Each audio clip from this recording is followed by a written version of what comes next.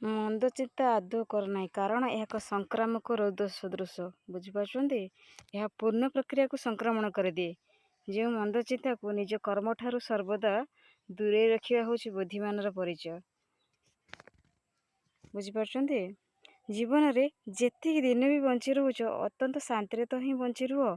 ମତାନ୍ତର ଆଦୌ ଆଡ଼େ ଅଗ୍ରସର ହେବା ଉଚିତ ନୁହେଁ, କାରଣ ଏହା ମନେ ରଖିପାରିଲେ ଦେଖିବ ତୁମ ଜୀବନରେ ଅଧିକ ସମସ୍ୟା ଆପେ ଆପେ ସମାଧାନ ହୋଇଯିବ। ବୁଝିପାରୁଛନ୍ତି?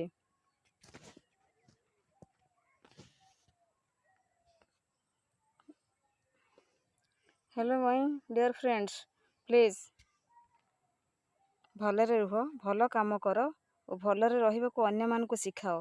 ଈଶ୍ୱର ତୁମକୁ ନିଶ୍ଚୟ ଭଲରେ ରଖିବେ। ଏପରି ଦାନ ଧର୍ମ କର ଯେପରି ତୁମର ଦକ୍ଷିଣ ହସ୍ତ ଦାନ କଲେ ବାମ ହସ୍ତ ଜାଣିପାରିବନି।